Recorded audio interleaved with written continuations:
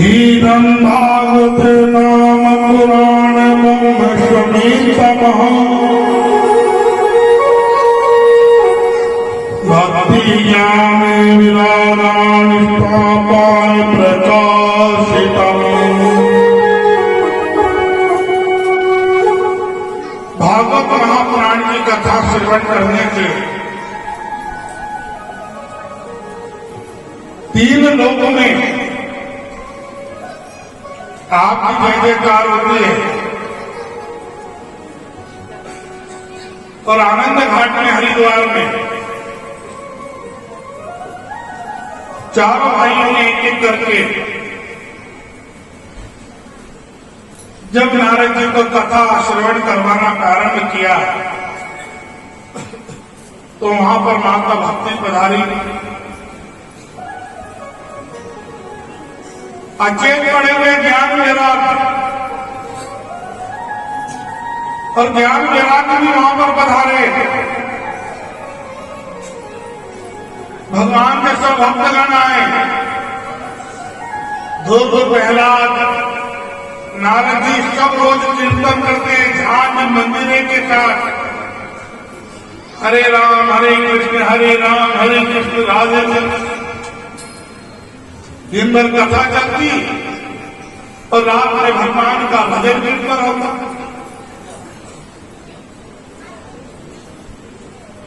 इसलिए भागवत को पुराणों का सम्राट कहा गया है, राजा। 18 पुराण है,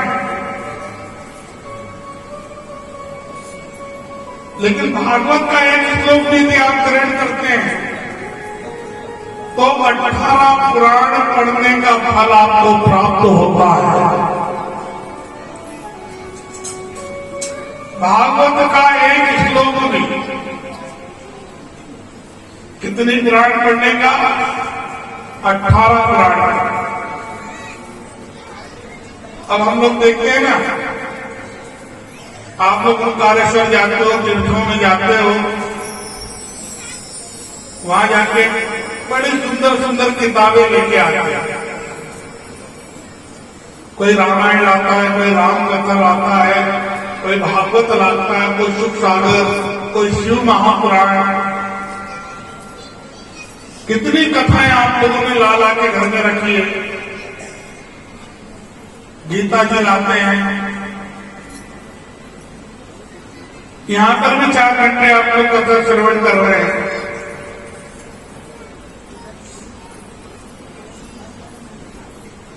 एक बार हमारे गुरुजी महाराज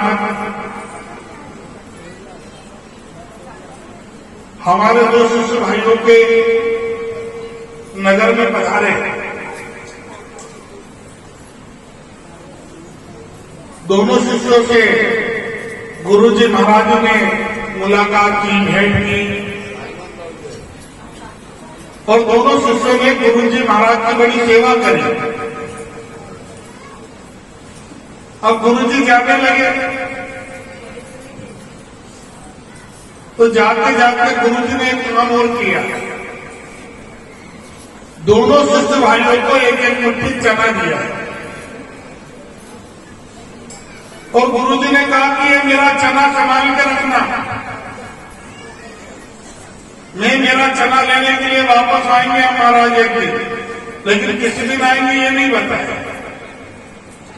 हम आज आपको एक एक मुट्ठी चना दे रहे हैं और ये चना हम लेने के लिए वापस भी आने वाले हैं। कब आएंगे, किसी दिन आएंगे, कोई तारीख निश्चित नहीं है।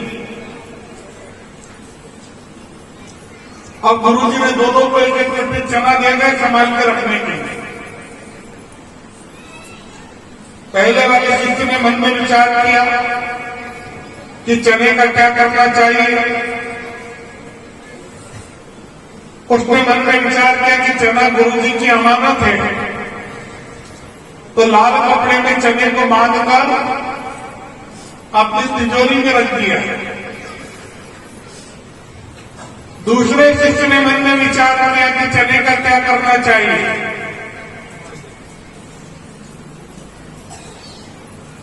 उस समय चने की बोनी हो रही। तो दूसरे शिष्य ने एक मुट्ठी चना गुरुजी के नाम का ले जाकर खेत में डाला। कब गुरुजी आएंगे? आएंगे व्यक्ति जब देखी जाए।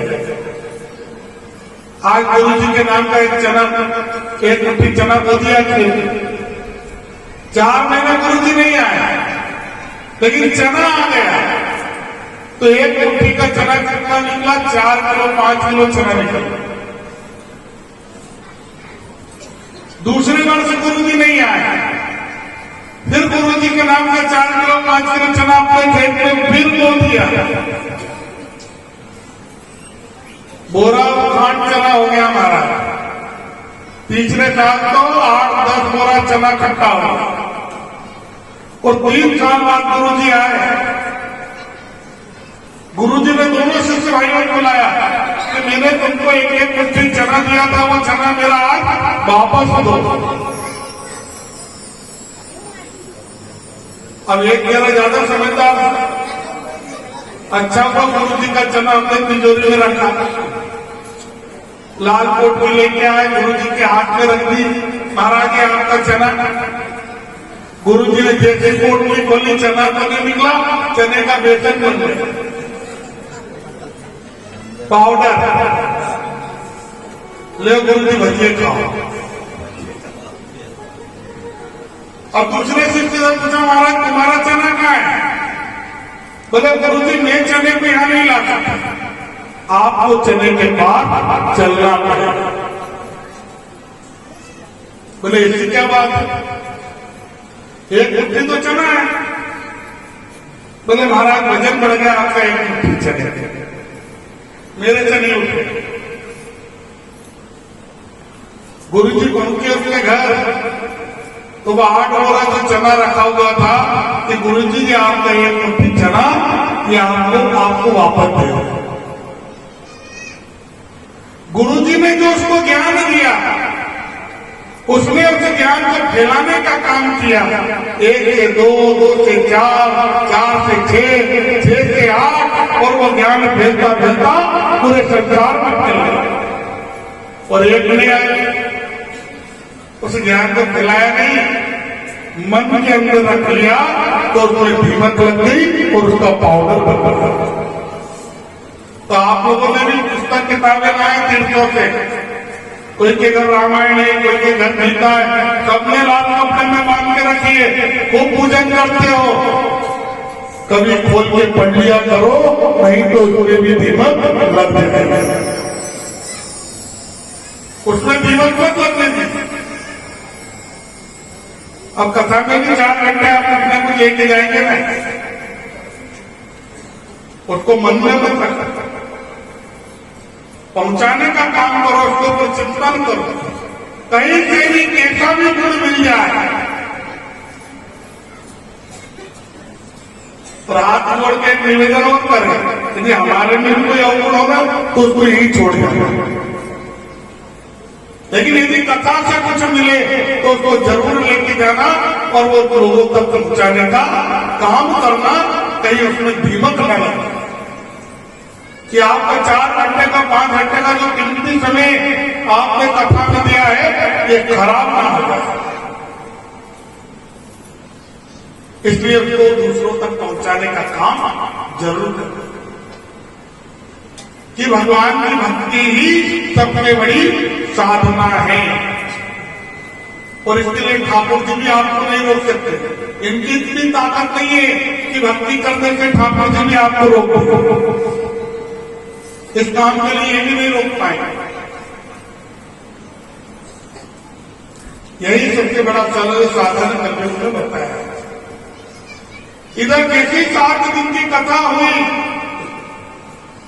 तो माता भक्ति पुनः जागृत हो गई, तरुण अवस्था में आ गई।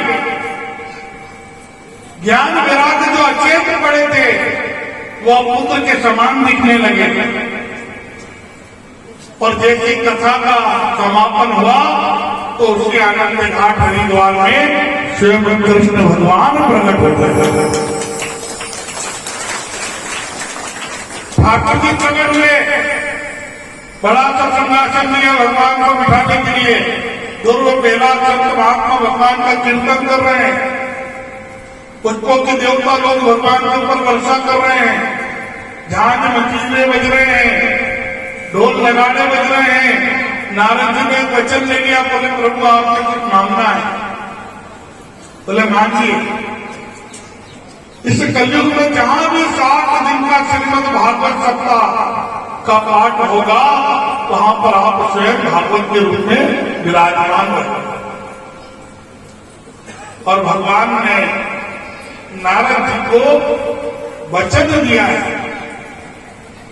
कि इस कलयुग में जहां 7 दिन श्रीमद् भागवत कथा का पाठ होगा, 7 दिन में स्वयं भी भागवत के रूप में ही मैं स्वयं वहां पर विराजमान हूं। इसलिए भागवत के कुछ चरण बताए गए, 12 स्कंद। 10वां स्कंद जो है इसका हृदय है, कोई इसके चरण है, कोई सिर है, कोई नाभि है। भगवान का जो विराट रूप है वही श्रीमद् भागवत आप यहां श्रवण कर रहे हैं। चरण से लेकर सिर तक मुकुट तक हृदय और आत्मा 10वां स्कंद, जिसको हम कहते हैं ठाकुर जी की बाल लीला। जब भगवान प्रकट हुए, और आज भगवान की मथुरा में छठी मनाई जा रही है। भगवान के जन्म को 6 दिन हो गए हैं। आज मथुरा वृंदावन में भगवान की छठी बन रही है, उनका शतक पूर्ण किया जा रहा है। जन्माष्टमी से पहले दिन से सब क्रियाएं शुरू हो जाती है वृंदावन में। हम भी चले वृंदावन। अच्छा, कौन कौन को वृंदावन चलना है? यहीं पर बैठे बैठे पहले तो वो हाथ नीचे कर, फोकट में बिना पैसे। अब जिनके हाथ नहीं हुए मतलब उनको नहीं जाना है, जिनको जाना है वो हाथ नीचे कर दो तो पहुंच जाओ बिना पैसे के भगवान ठाकुर जी के दर्शन। जोर से बोलिए राधे राधे।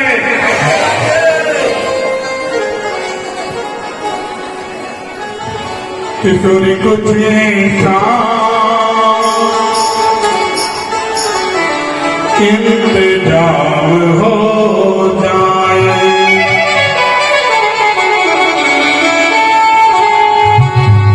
जो मेरा राधा राधा नाम हो जाए, जो मेरा राधा राधा नाम हो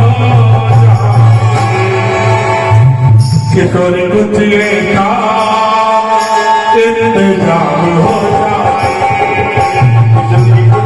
जाए, इंतजाम हो जाए, किशोरी कुछ का इंतजाम हो जाए, किशोरी कुछ का इंतजाम हो जाए।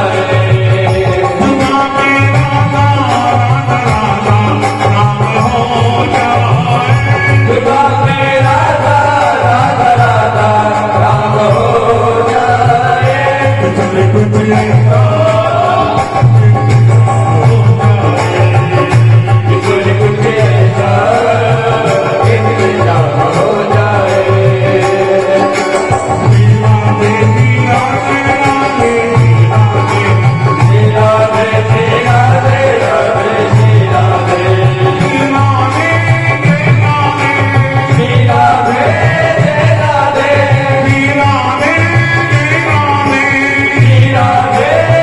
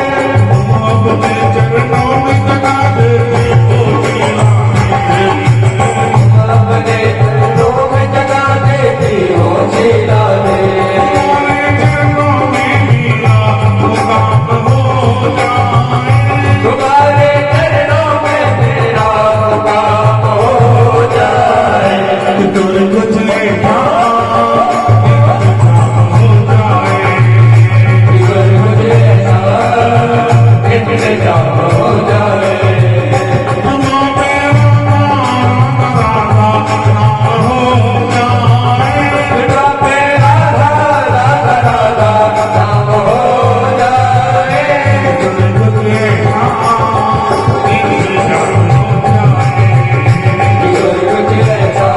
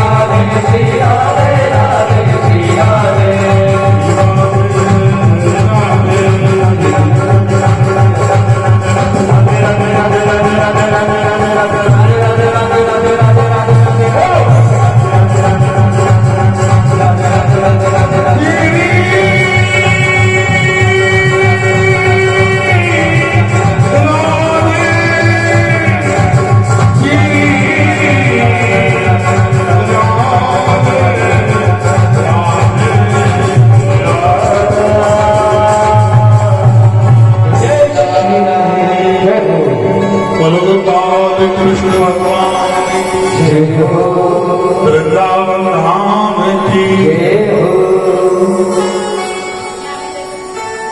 सात दिन की कथा में भगवान का दर्शन हुआ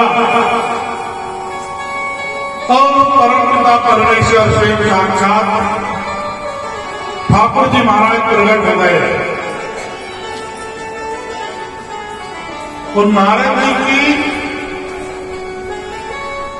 कोशिश कि कलयुग में भक्ति को पुनः स्थापना देना, क्योंकि माता भक्ति को उन्होंने वचन दिया और आज नारद जी ने कर्म किया और इस कलयुग में आज जगह जगह श्रीमद् भागवत कथा का ज्ञान आप तक पहुंच रहा है। कलयुग के शुरू के 200 वर्षों में 3 भागवत हुई थी मात्र। कलयुग के प्रारंभ में 3 कथा शुरू के 200 वर्षों में। आज 5000 भागवत कथा रोज हमारे भारतवर्ष में बैठती है और 5000 कथाओं का रोज समापन भागवत जी का होता है।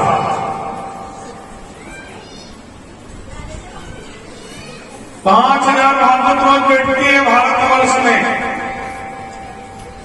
और 5000 कथाओं का समापन भी रोज होता है। लेकिन कलयुग के प्रारंभ में 200 वर्षों से 3 भागवत की हुई थी कुल। अब वो ज्ञान कहां तक पहुंच गया? वो एक उठी जना हजारों में बढ़ गया, लाखों तक पहुंच गया। घर घर भागवत का कीर्तन हो रहा है। पहले सुनने में आते थे कि हम तक कहीं भूत मिलो, प्रेत मिलो, लोग कहते थे ना। लेकिन शायद 30 साल में आप तक अभी एक ही सुना, कहीं भूत देखा, कहीं प्रेत देखा। ये सब इस भागवत का कमाल है। जगह जगह भागवतें हो रही हैं, सबको मुक्ति मिल रही है, मोक्ष मिल रहा है और वो सब परमात्मा के श्री चरण तक पहुंच रहे हैं। हमारे गांव में भी कितने 1-2 वर्षों में कुछ ना कुछ बड़े बुजुर्ग संसार को छोड़कर जाते हैं। हमारे लिए भले भागवत कर रहे हैं चाहे ना करें, पर कम से कम जाने वाले लोगों के लिए न जाने किसकी मृत्यु किस दशा में हुई, कोई पुराण नहीं तार सकती आपको भागवत के अलावा। इसलिए नगर में वर्ष में एक बार श्रीमद् भागवत पूजन होना ही चाहिए। बोले हमसे कराओ चाहे किसी से भी करो, किसी से भी कराओ, पर एक बार वर्ष में एक बार भागवत का ज्ञान छोटी मोटी कथा कैसे भी करवाना चाहिए कि साल भर में जितने लोग संसार को हमारे गांव से गए हैं कम से कम उनको मुक्ति मिले, मोक्ष मिले और ठाकुर जी के चरणों में जगह जगह। कोई पुराण आपको नहीं तार सकती भागवत के अलावा। इसलिए भागवत का ज्ञान ही पितरों को मुक्ति देता है। हमें 84 लाख भटकने से एक रास्ता परमात्मा तक के यहाँ जाने का मिल जाता है और रास्ता बड़ा सरल हो जाता है। कथाएं हमारा रास्ता सरल कर देती हैं। आने वाली पीढ़ी को संस्कार देना, क्योंकि आजकल मोबाइल का जमाना है, उसका उपयोग भी है और दुरुपयोग भी है, दोनों चीजें। आपने उसका सदुपयोग कर लिया तो बहुत अच्छी बात है। लेकिन दुरुपयोग में आपको छोटे छोटे बालकों के हाथ में होता है, बच्चों के हाथ में। कहां से उसको हम संस्कार मिलेंगे? कैसे वो बालक हमारे माता पिता का श्राद्ध करेंगे? कैसे माता पिता का तर्पण करेंगे? कैसे माता पिता की अस्थियों को विसर्जन करेंगे? तो ज्ञान ही नहीं मिलेगा तो क्या होगा? और भागवत सब यही सिखाता है, तर्पण करना, श्राद्ध करना, मोक्ष देना, मुक्ति कराना, माता पिता की सेवा करना, माता पिता सेवा। आप देख रहे हो जगह जगह क्या हो रहा है। 1-1 लाख रुपया लोग कमा रहे हैं, माता पिता वृद्धाश्रम में पड़े हैं। शहरों में ये घटनाएं घट रही हैं।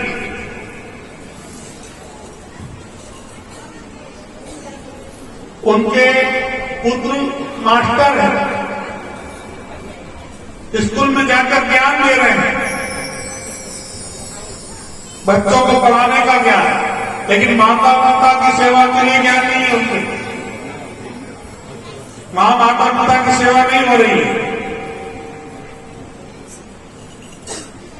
वृद्धाश्रम में भेज दिया गया, महीने का कुछ पैसा पहुंचा दिया। इसलिए आपने उनको पाल पोस के तैयार किया कि हमारे बुढ़ापे का सहारा बने। वो आपका तो सहारा नहीं बना, वो किसी और का सहारा बना, और आपको किसी और का सहारा बनाना। और ये मौका मिल गया हमारे टीवी पे बैठे हुए वक्ताओं बोलने, वृद्धाश्रम वृद्धाश्रम वृद्धाश्रम। एक हिंदू सनातन धर्म की एक गौ माता की सेवा अपने घर में कर ले, और ईमानदारी से यदि कोई अपने माता पिता की सब लोग सेवा करे तो भारत में ना तो वृद्धाश्रम खुलेंगे और ना गौशालाएं खुलेंगे। ना तो गौशालाएं खुलेंगी ना वृद्धाश्रम खुलेंगे। पर वो लोग भूल रहे हैं कि हमारी भी संतान होने वाली है, वो भी बड़े होंगे, उनकी गति क्या होगी वो हमें नहीं बता सकता। उनको तो वृद्धाश्रम में तो छोड़ के आए आपने, आपको तो वो जिंदा नदी में छोड़ आए। जिंदा ये आने वाले समय आएगा, मैं बताऊंगा। बहुत उम्र हो गई, लगा दो एक इंजेक्शन जा हो रहा है ये जगह जगह। कितने लोगों को मार दिया गया है और बहा दिया गया उनका जान। भागवत कहती है कि माता पिता परम आदरणीय भगवान ने क्या अपनी माता पिता की सेवा नहीं की? भगवान ने पिता के वचन की रक्षा नहीं की। यदि भगवान राजगद्दी पे बैठ जाते तो काय की सेवा हो? 14 वर्ष वनवास में कंदमूल खाकर ठाकुर जी रहे कि नहीं रहे? साथ में माता सीता जिसकी एक आंख का आंसू यदि धरती पे गिर जाए, धरती फट जाए, वो माता सीता 14 वर्ष वन में रही। एक आंख का आंसू भी माता का धरती पे गिर जाए, भाई भाई की सेवा में लगा रहा और पिता के बचपन की रक्षा करने के लिए भगवान बंद बैठ के 14 वर्ष कंदमूल खाया। आप 14 दिन जंगल में रह के बता दो, 14 दिन और कंदमूल खाकर बताइए। और आप कहते हो कि भगवान आपको दुख देते थे। भगवान के दुख आपने कभी देखे थे? कभी सोचा है, मन में विचार किया है? भगवान ने हमको दुख नहीं दिया, भगवान आपको दुख सहन करने की शक्ति दे रहे हैं कि जब मेरे साथ में हो सकता है तो वो तुम्हारे साथ में भी हो सकता है। भगवान शक्ति दे रहे हैं कि जब मेरे साथ में हो सकता है तो तुम्हारे साथ में क्यों नहीं हो सकता। मैं 14 वर्ष बर्बाद में रह सकता हूं तो 14 दिन तुम भी तो भूखे रहकर जरा सीखो। मृत्यु लोक में आए हो, अपने आप में देखो। 14 दिन चटाई पे घाट पे रहकर सोकर देखिए, विचार करने की बात है।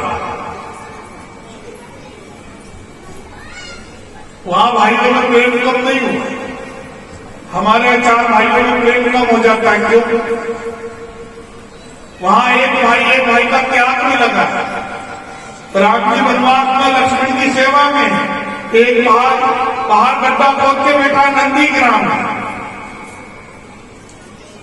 भगवान के चरण पादुका की सेवा कर रहे हैं।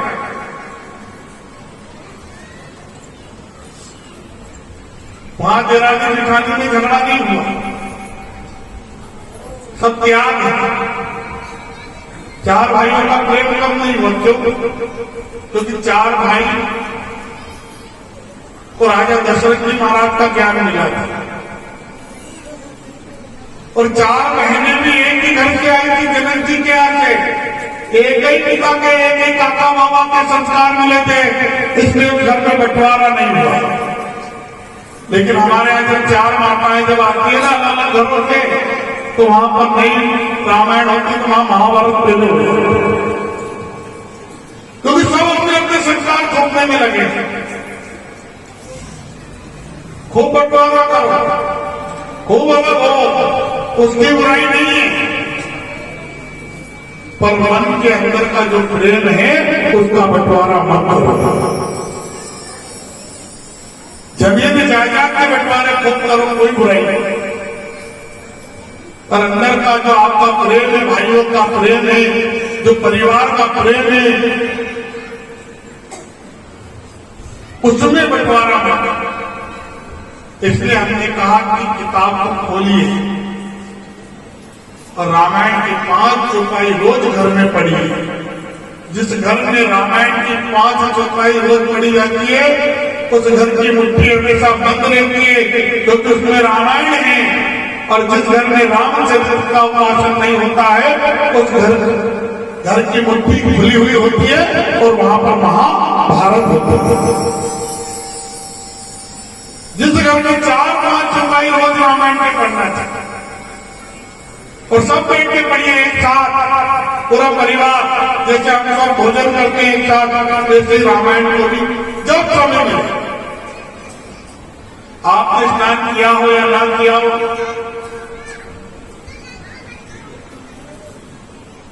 आप नहाए हो या ना नहाए हो, रामायण में तुलसीदास जी ने कह दिया ये राम का अक्षर है, आड़ा तिरछा ऊपर नीचे कैसे भी इसको पढ़ो ये उसी प्रकार से फल देगा जिस प्रकार से खेत में पड़ा हुआ बीज आड़ा तिरछा कैसा भी पड़ा हो फिर भी महाराज वृक्ष उगी जाता है। राम राम के लिए अक्षर ऐसे ही, चाहे हरा बोल लो चाहे राम बोल लो तो भी आपका उद्धार होना ही है। आप खेत में भी डाल के देखते हो वो सीधा है, क्या अंकुरण होगा नहीं होगा, उसका मुंह किधर है, फिर भी तो अंकुरण होगा और पेड़ लगता है। और इस छोटे से पेड़ में हमको एक विशाल पेड़ नजर आता है। भगवान का ये राम नाम का जो 2 शब्द है इसमें विशाल आपका मोक्ष छिपा हुआ है, आपकी मुक्ति है, परमात्मा के श्री चरण दिखाई दे रहे हैं और वो आपको वहां तक पहुंचा, चाहे कृष्ण कहो चाहे राम। इसलिए महाराज